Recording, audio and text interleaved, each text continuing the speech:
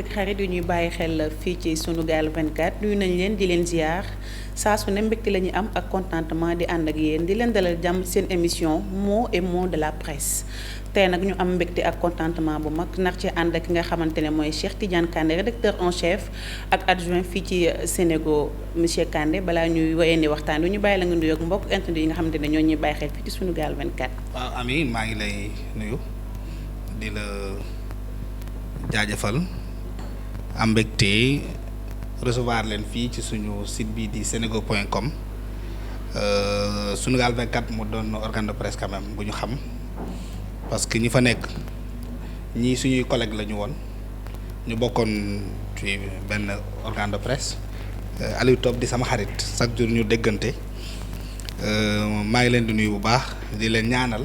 parce que vous êtes déjà sur la bonne voie liggéey bi ngeen di def am na solo ànd nag professionnalisme alors lu raar la léegi ci presse Sénégal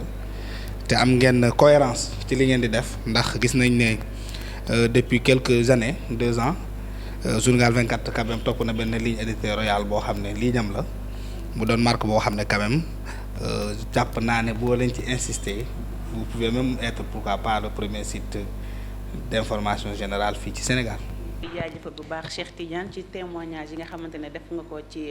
fii di Sunugal 24 ñu wax rek ci actualité ju nemmeeku fan yi tension politique yi waaye li nga xamante ne chef religieux yi ñu ngi koy def di def ay appel maanaam di dalal politiciens yi pour fi nga xamante ne moo di Sénégal jàmm mun fi am ban jàngat nga am ci loolu. waaw xam nga politique naturellement moom ak violence ñoo ànd. voilà bu amul ak violence rek daanaka doo sentir na politique am na surtout dans les pays africains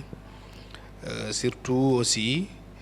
à l'approche d'une élection présidentielle xam nga élection présidentielle mooy élection boo xam ne foofu la régime di jeexee wala mu continuer élection présidentielle foofu la tamit la ñuy am yaakaar am président bu bees donc changement de régime. alors ku yor pouvoir doo ko bëgg a ñàkk day tax souvent da ngay prêt pour jaamarloo ñi nga xam ne dañ koy bëgg a fokkati ci sa loxo pour que yow nga continuer di régner alors kii bëgg ñëw tamit au pouvoir il utilise tous les moyens pour mu man laa jëlee ci fi nga toog moom mu ñëw toog te souvent gis nañ ne les régimes africains souvent ñoom génn dem da leen di xaw a jafe souvent. parce que ils trouvent souvent toujours les moyens de rester au pouvoir et ñi nga xam ne ñoo leen di opposer souvent ñoom tamit xam nañ loolu alors ci boo nekkee ci réew moo xam ne da nga am président bu mel ni président Macky Sall yàgg ci système bi globalement système politique bi ndax depuis bien avant l'alternance moom mu ngi ci politique bi nekkoon na fi ak di opposé wu jamono yi Abdou Diouf mu yàlla def ñu ñëw au pouvoir en 2000 avec Ablaye Wade mu bokk ci ñi nga xam ne ñoo ko gagné woon mu am ci parcours boo xam ne jàpp naa ne rare na acteur politique bu ko am tey alors organiser na élection diriger na élection dans un parti politique donc mu doon koo xam ne xam na élection en tant que opposant mu ñëw en tant que président de la République moom it mu organiser ay élection gagné ko organiser waat élection présidentielle gagné ko donc c'est quelqu'un qui connaît le système xam na ndax la ñuy def ba gagner élection alors boo nekkee ku mel noonu war a mën a dem nga fexe à partir même de la constitution ba nit ñi di jute est-ce que war nga mën a dem wala war nga mën a toog est-ce que say mandat jeex na wala jeexul loolu dans une démocratie normale dafay susciter problème parce que déjà suñu texte tel qu'ils sont écrits par rapport à l'interprétation du lambda ki nga xam ne xamul luy droit xamul lan mooy processus constitution parce que da ngay déggulu ay acteurs ñi nee la constitution du gestu maanaam à chaque fois que mu am lu ñu ci laal rek application bi ci kanam lay dem mais du concerner lu weesu ba pare donc dafay créer polémique bu xasee ba juddu rek xuloo mooy daal di toog te fu xuloo am coow daal di jug te foo gis ab coow xanaa nga ragal violence am fa alors boo nekkee ci dëkk bu mel ni Sénégal ñu nekk dans des pays naturellement dans un pays naturellement connu pour sa stabilité donc dëkk boo xam ne xamuñu fi violence musuñu fi xam guerre civile xamuñu fi coup d'état xamuñu fi yenn circonstances yoo xam ne dafay daal di déstabiliser le pays ak discours yi nga xam ne ñoo koy dëgg ci jamono bi dafay xaw a tiitalaate tuuti. alors yàlla nag may nañu ay mbir yoo xam ne peu sont les pays qui l'ont. ñun fii dañu am ay kilifa ñii kilifa diine lañu ñii ay kilifa aada lañu ñii sax ay personnes lambda lañu souvent ñu leen di dugal ci catégorie société civile boobu mën nga jël ku mel ni Aliou Tine am nag ñeneen ñoo xam ne identifié wuñu leen ci diine gi wala ci yeneen mbiru gaa mais ay nit la ñoo xam ne seen wax saa yu jugee rek dafay daal di porter mais ñu ci gën a ràññee mooy kilifa diine yi quand même. alors ñoom mosuñu jóge sax ci wax mais buñ demee ba commencé di fësal kon lu ñuy wax ne dëkk bi dafa nekk ci pente bu dangereuse dëgg la parce que saa ñu demee ba wax rek dafay fekk ne donc li tax ñu wax lu réel la yàlla def na ne ñi nga xam ne ils ont un tout petit regard constaté nañ ne quand même Sénégal fu mu toll nii am na loo xam ne war nañ ko mën a tiit ndax discours acteurs politiques yi rawatina ñi nga xam ne ñoo nekk ci opposition bi rawatina ki nga xam ne mooy Ousmane Sonko te mu nekk quand même quoi que l'on puisse dire mooy numéro 1 opposition Sénégal yàlla def tamit mu am ay xale yu baree bari yi takku yi nekk ci ginnaawam ba pare ñuy wane ci réseaux sociaux yi à partir des commentaires à partir des publications qu'ils font que c'est des gens qui sont prêts à donner leur vie pour que kenn bu mu laal seen leader politique mu doon loo xam ne quand même lu extraordinaire la ci réew mi loolu tax na mag ñi jàpp ne jot na fu ñuy waxee ndax diggante date bu tey bi ak fu ñu jëm en 2024 matul 12 mois teel cee wax moo gën nga bàyyi ba musiba di soog a am ngay wax ne xamoon naa ko.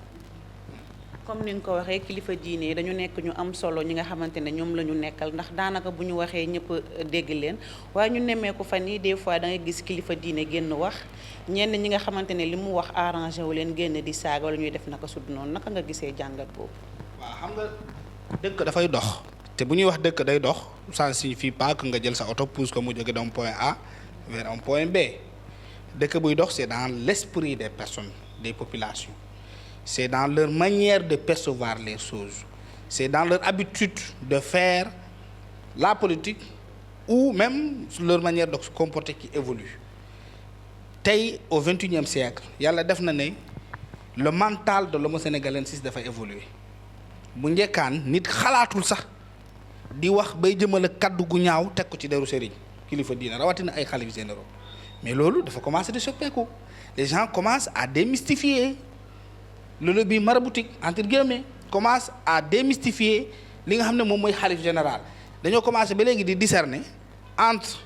le marabout qui doit leur conduire sur le chemin de Dieu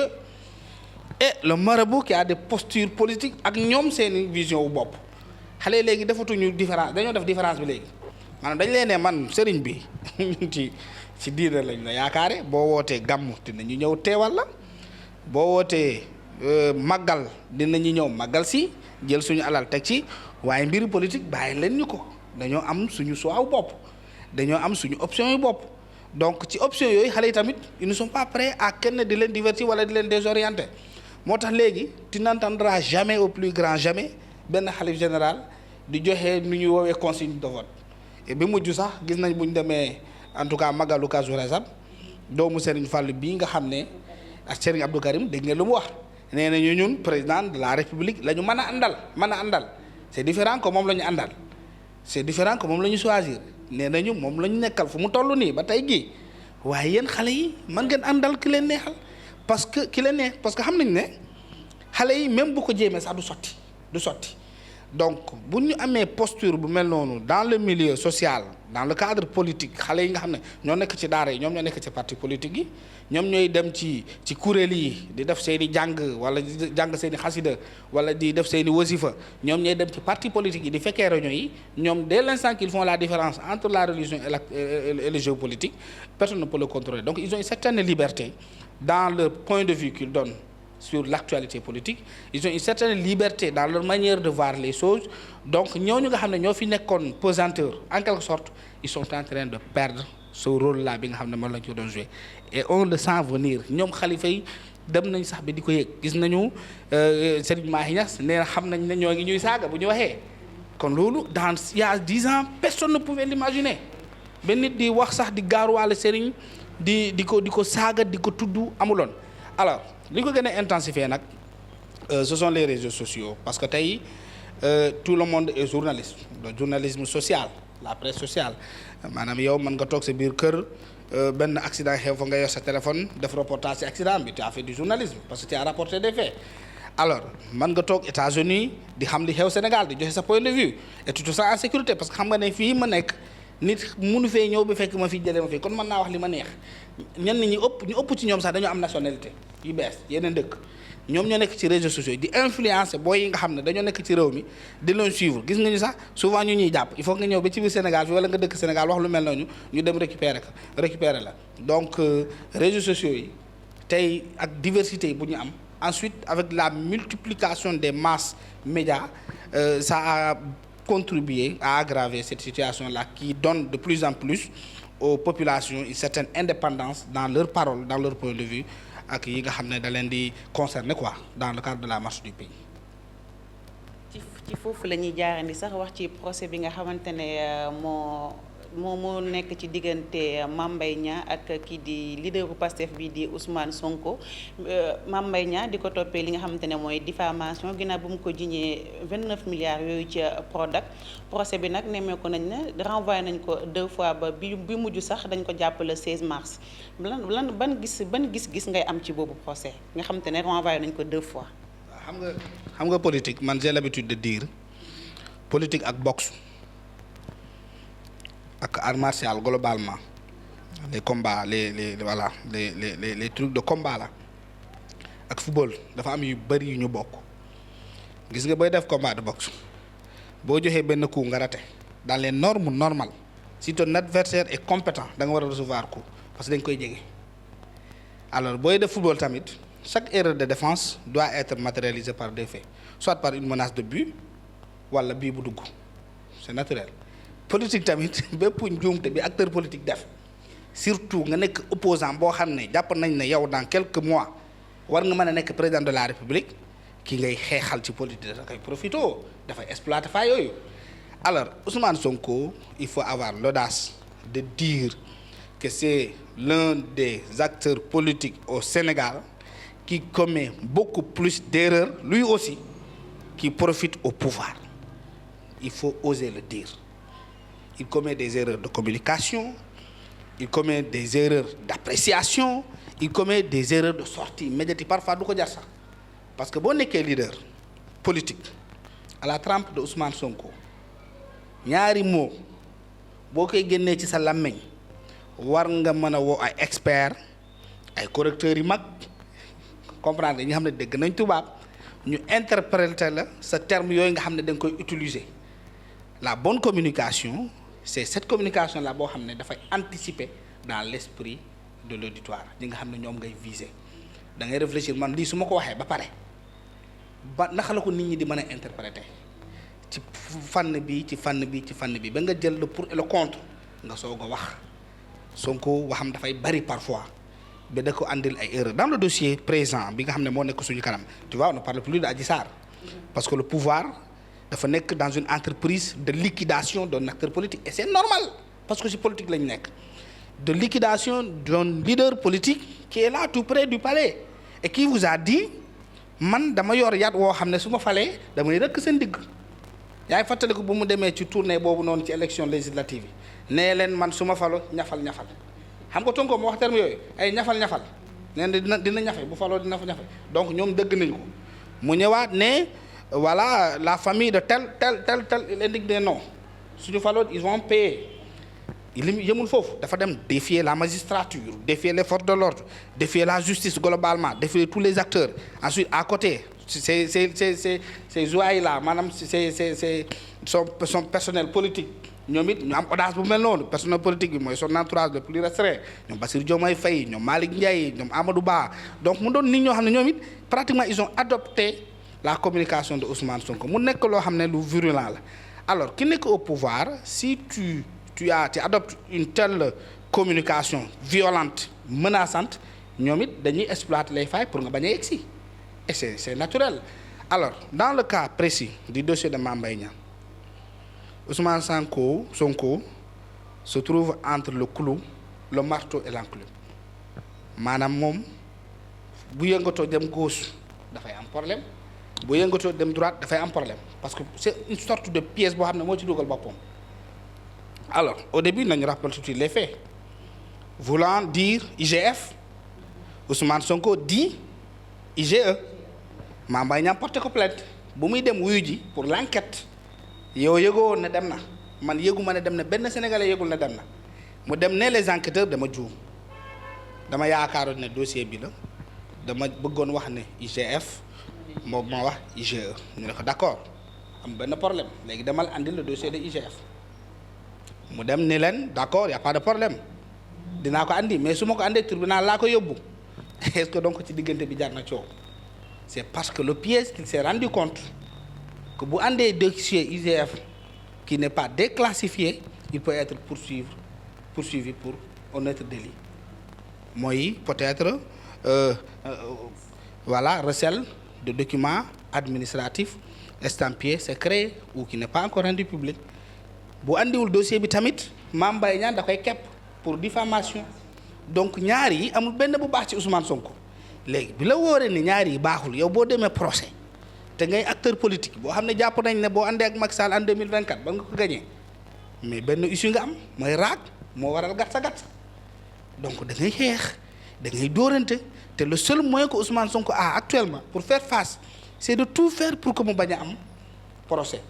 moo tax avocat am di introduire ay recours conseil constitutionnel cour de cassation cour suprême di nga dëggaat yeneen ak yeneen pour ralentir affaire yi mu gën a yéex mu gën a compliqué ba du ñu woo wax affaire procès fii ak 2024 mais ce dossier de Mame Mbaye Niang quand même je pense que il a une patate chaude cette fois-ci entre ses mains plus grave même que le dossier d'Adji Sarr. kon jàpp nga ni daal le 16 mars procès bi dinañ ko renvoyer waat. waaw mën nañ ko renvoyer xam nga avocat yi mu am pratiquement Ousmane Sonko a tous les meilleurs avocats du Sénégal à ses cheveux ñii moo leen jëlal boppam ñii ñoo constituer seen bopp parce que tamit avocat xam ngeen ne avocat wu Sénégal ñoom ñëpp ay politiciens lañu dañuy def politique donc ce qui ne t'est pas permis yow en tant que journaliste mën a def politique ñoom ñu dimbali Ousmane Sonko mu falu parce que surtout que seen ci niinul ci nguuru Macky Sall ça fait leur compte en dehors même de leur profession d'avocat alors du yomb quoi du yomb mais il y va répondre parce que bii yoon les gens aussi ne vont pas se laisser faire voilà le pouvoir ne va pas se laisser faire soit dafay dem wuyu ou bien le Sénégal aussi va brûler encore. di ñaan yàlla rek Sénégal yàlla def fi jàmm ndax ñun loolu lañ xam politiciens yi tamit di bàyyi xel ne ñun ñëpp ñoo bokk Sénégal que ça soit opposition wala pouvoir ñu wax ci suñu métier bi la ñuy ñëwaat rek monsieur Kandé ñu seetlu ne presse bi jamono ji xaw na doy waar façon traitement information yi ak problème yi nga xamante ne reporters yi ñu ngi koy dund ci terrain bi balaa ñuy wax dara rek ci kii bi la ñuy njëkkee traitement d'information yi nga xamante ne journalistes yi nemmeeku nañ ñu ngi koy traité information jamono ci waaw xam nga presse tamit ci Sénégal lañ bokk ci àdduna bi lañ bokk métier bi tamit dafay évoluer évolution ñaar la dama doon déglu benn boroom xam-xam nekk ministre du plan ici muy Moussa Touré jamonoy Abdou Diouf moo daan ne lépp luy évoluer ñaar la soit c'est du bas vers le haut ou du bas vers le fond voilà donc yaay tànn quoi ban genre évolution ngay am ci li ngay def la presse sénégalaise elle évolue sur plusieurs aspects par exemple il y a la pluralité aujourd'hui du secteur dans un pays comme le Sénégal quand même qui est un pays démocratique quoi que l'on puisse dire la presse sénégalaise elle est épanouie parce que da ngay def sa plateau di wax li la neex nguur dara du la ci fekk loolu Sénégal fii la am boo génnee Sénégal ci biir Gambie fii ci alentour yi tu n'oses pas faire ça alors fii ngay gis nit jël lu ñaaw teg autorité judiciaire autorité policière ci plateau télévision ñu jàpp ça entre dans la marche normale des choses quoi, c'est leur métier. Donc ce sont les rares fois où tu entends ici au Sénégal, bon je pense qu'aujourd'hui même il n'y a pas un seul journaliste en prison, c'était pas Alé Niang yàlla def nañu génn na. Alors beneen bi la presse est infiltrée entre guillemets et elle est envahie de part à d'autre par plusieurs personnes yoo xam ne wax waru leen. Tey un professeur Matar Samb moo ñuy corriger fii ci Sénégal on en a parlé mu ne ma gis nga la parole c'est le pouvoir. Quand on te donne la parole on t'a donné le pouvoir et malheureusement au Sénégal sauf que la presse tende le micro xamuñu ne le journaliste leur donne le pouvoir et le journaliste qui tend le pouvoir lui-même il ne sait pas qu'en donnant le micro à une personne tu lui as donné le pouvoir parce que le pouvoir de la parole a fait que la presse est le quatrième pouvoir dans un pays parce que force la. Alors donc la responsabilité journalistique elle est engagée à tout point de vue ci lépp nag ci ki ngay jox micro bi ci ki ngay invité ci sa plateau ci li ngay bind ci kiy tax ngay bind ak lan mooy sa visée. Presse Sénégal tey dañ ko infiltré par l'acteur politique lui-même et ce qui fait que elle souffre de 3 maux fondamentaux. Premier mot bi mooy lan la partisanerie dafa dugg dans les rédactions. Tu vois un journaliste qui milite dans son parti politique qui n'oriente ses articles que vers ce qu'il veut entendre de son partenaire politique. Mooy premier mot bi nga xam mal boo xam ne mu ngi gangréner la presse. Deuxième mal bi nga xam ne mu ngi faire souffrir la presse c'est la peur de la répression des réseaux sociaux. Da ngay nekk journaliste bu mag da ngay ragal loo xam ne wóor na la ne lii ab dëgg la mais da nga koy ragal a wax parce que yaa ngi jàpp ne boo ko waxee xale yi nga xam ne Macky Sall la ñu àndal dañuy dëkkee di ma saaga ci réseaux sociaux yi wax ma wax yi ñaaw ba tax na liberté de dire ce que l'on pense avec sincérité a été presque opprimée dañ ko téye ba nit mënatu ko génne. nga ragal ne waa Ousmane Sonko surtout ñi nga xam ne ñoom ñoo gën a présent ci réseaux sociaux yi su ma waxalee Ousmane Sonko li ko neexul dañu may saaga suba ak ngoon ba tax na nit ñi sañatuñu wax lu ñuy xalaat en réalité parce que quand tu dis une vérité alors que ta pensée est orientée par une certaine peur tu peux pas la dire loolu mooy deuxième mal bi. Beneen bi mooy les patrons de presse aujourd'hui ça pose problème dans la presse sénégalaise. Peu sont ceux qui sont des journalistes. Beneen bi c'est des affairistes, c'est des hommes d'affaires. Ñëwuñu dans le secteur parce qu'ils aiment donner une information à partir d'un fait avéré, mais ils sont dans le secteur parce que c'est des gens c'est des capitalistes quoi, ils cherchent de l'argent. Alors, le patron de presse qui a la possibilité de rencontrer le pouvoir qui lui donne une cagnotte, une mallette, mais kooku il ne peut pas être objectif. Ainsi de suite. Mooy deuxième, troisième mal bi nga xam ne dafay gangréner la presse. Ensuite, entre guillemets, on peut dire un problème de formation. De formation parce que aujourd'hui, ñi nga xam ne ñoom ñooy présenter qui sont dans les plateaux, que ça soit à la radio, pour l'audiovisuel, pour la radio, pour la télévision, ñi nga xam ne ñoom ñoo nekk ci site internet yi dañuy manquer culture. Parce que à l'université, dans l'école de journalisme, ce qui est appris aux journalistes, c'est la pratique du métier. Comment on écrit un article de presse pour la presse papier, pour les quotidiens. Naka la ñuy présenter une émission télévision maanaam le journal ñi ne la man damaa spécialisé wu ci rajo pratique lañ lay jàngal maintenant la connaissance bi nga xam ne moom mooy accompagner l'activité de journalisme ils ont la paresse. Aujourd'hui le correcteur m'a dit comment est-ce possible qu'un journaliste ne puisse pas parler un bon français? C'est parce qu'il y a un problème depuis l'école bi nga xam ne da leen di accompagner dans le milieu du journalisme. École yi bari tamit ñoo ngi fii xam nañ ne business la xale bi dafay jàll de classe en classe sans que pour autant mu am le niveau parce que à la fin du mois ça paye sa mensualité ne tarde pas. Donc yooyu déchets yi mel noonu day ñëw ci rédaction yi da ngay am nit tey toog sa kanam ci sa plateau di wax li ko neex et le journaliste n'est même pas capable de savoir que le gars là dit n'importe quoi alors que son rôle c'est non seulement de poser la question mais d'aider pour que jaillisse la lumière de la vérité parce que loolu su mooy responsabilité journalisme. Donc problème yooyu mel noonu bu nekkee ci benn domaine par force dafay nekk un secteur défaillant. donc bu ñu la déglu bu baax suñu métier bi dañ ko war a raxasaat daal ci gàttal. waaw d'abord en commençant par la formation l'État qu'il soit beaucoup plus exigeant dans les écoles qu'il y ait des conseils de contrôle même est-ce que matières yi examen yi devoirs yi ça se passe normalement. Ensuite ñi nga xam ne ñooy recruter ci école yi ci organe de presse qu'il soit beaucoup plus exigeant pour recruter la qualité. ci mot de la presse yooyu la ñuy desandi ba tey ndax seetlu nañu jeunes reporters yi wala sa reporters yi nga xamante ne dañuy nekk sur le terrain dañuy faral di rencontrer ay jafe-jafe yu doy waar rawatina bu manifestation amee parfois dañuy am problème ak ñi nga xamante ne ñoo di takk der yi wala seen sécurité day des loolu lan lañ ci war a def. waaw sécurité bi déjà ci organe de presse bi lay commencer parce que boo demee dans les pays européens pendant des manifestations à haute potentialité de violence. dangay gis le journaliste est équipé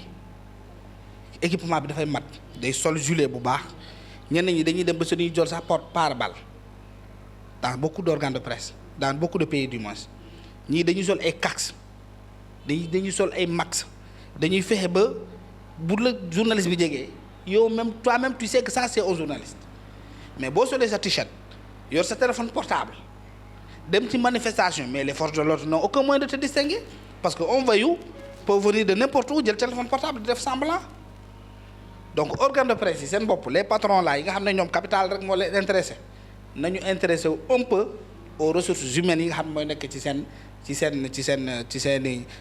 entreprise de presse yi le journaliste aussi na jiital sa responsabilité individuelle parce que le bon journaliste c'est un journaliste en vie c'est pas un journaliste blessé ou qui est mort devant des situations yoo xam ne il faut refuser de mettre en danger ta vie parce que suñu organe de presse yi quand même jaru ko suñu organe de presse yi jarul ngay tayale sa bakkan ci terrain bi salaire yi baaxul yéen ñëpp xam ngeen ko mais oui il faut le dire il faut oser le dire il faut oser dire les mots tel que c'est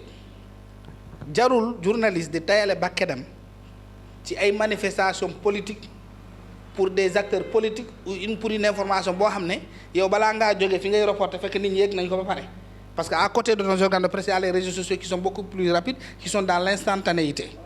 Donc, les journalistes qui sont dans les organes de presse pour nous avoir un équipement. Ensuite, nous faisons le patron de presse considérer comme des personnes responsables qui ont une vie qui mérite de vivre. Après, nous allons dem ci suñu yef bop xol ba xam lan lañu wara def pour force de l'ordre yi di mën a ràññee les journalistes ci manifestation yi ñoom ci seen bopp ñun ñu déclenché ci ñoom ay formation invité leen pour xamal leen c'est quoi le journalisme la pratique du métier parce que ñu bëri ñu nekk ci terrain bi c'est des jeunes en exercice ay exercice la ñuy def dañoo jóge ci école léegi jàngal leen manifestation nax ngay taxawaaye nanga na koy gérer booy ñoo nga bëgg appliquer seen kaw xammee woo manifestant xammee woo journaliste parce que suñu colin rien ne nous distingue aux autres caméra nit mën na ko am fu ne yenn ko ci loxo mbaggam xamoo la lay doxee téléphone portable nit mën na ko amee fu ne mais il faut forcément que suñu patron yi maanaam le syndicat le SYNPICS fexe ba quand même di accompagner les reporters sur le terrain en équipement au moins ay gilets yi baax au moins avec les cartes de la presse qui sont disponibles ñu fexe ba booy mën ci jot ñu nekk ci organe de presse yi mën a jot ci carte de presse yi mën ko doxantoo mën a nekk loo xam ne lu nit mën a teel a ràññee la ak yeneen moyens yoo xam ne da koy accompagner le reporter sur le terrain ba mu nekk quand même en sécurité parce que un pays sans reporter c'est un pays dangereux qui donne beaucoup plus de pouvoir au pouvoir qui est sur place parce que un pays boo xam ne journaliste bi dafay ragal di wax ci terrain bi da ngay dooleel nguur gi gis nga dernièrement quand Walfadjri a commencé à montrer ce qui se passe à Mbacké lu pouvoir bi njëkkee def mooy dem tëj Walfadjri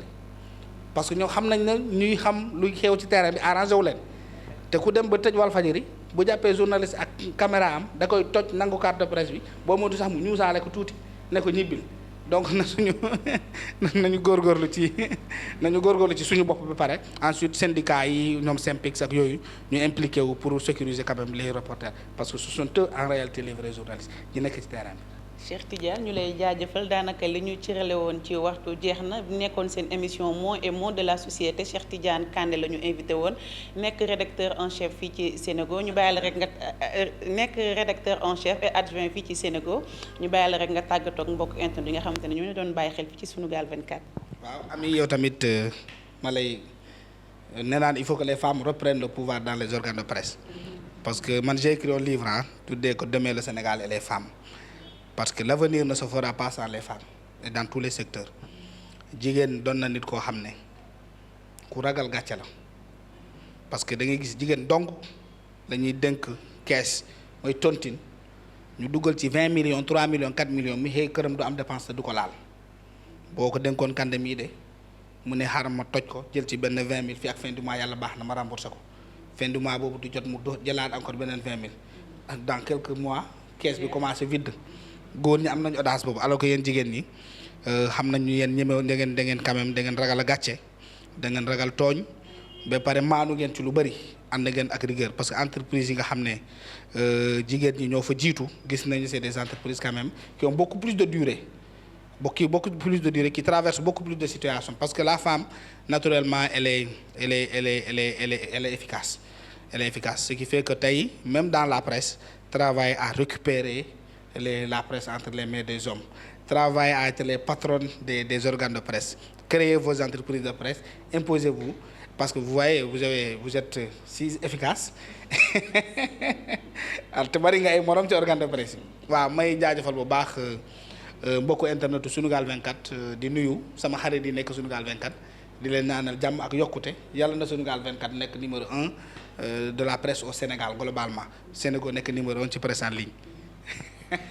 merci Cheikh Tidiane ñu ngi lay jaajëfalaat bu baax ci disponibilité bi yéen yi nga xamante ne aussi yéen ñu doon bàyyi xel fii ci Sunugal 24 ñu leen di dig daje ba beneen yoon ci seen beneen émission mots et mots de la presse jërë ngeen jëf.